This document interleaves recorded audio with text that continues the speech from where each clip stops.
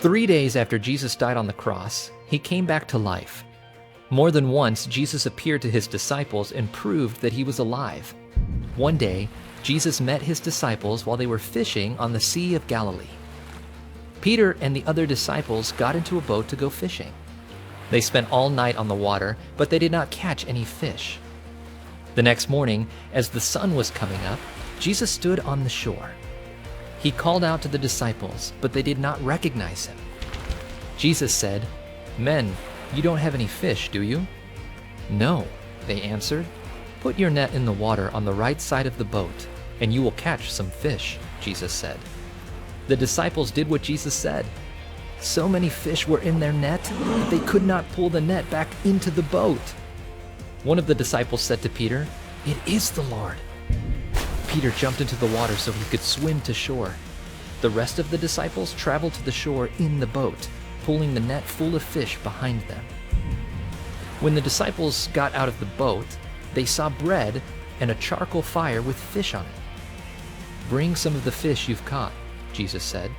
So Peter pulled the net ashore. It was full of large fish, 153 of them. "Come and have breakfast," Jesus said. Jesus took the bread and gave it to them. Then he gave them the fish. Jesus turned to Peter. "Do you love me more than these?" he asked. "Yes, Lord," Peter said. "You know that I love you." "Feed my lambs," Jesus told him. Jesus asked Peter again, "Do you love me?" "Yes, Lord," Peter said. "You know that I love you." "Take care of my sheep," Jesus said. Jesus asked Peter a third time, "Do you love me?" Peter was very sad that Jesus asked him a third time. Peter loved Jesus very much.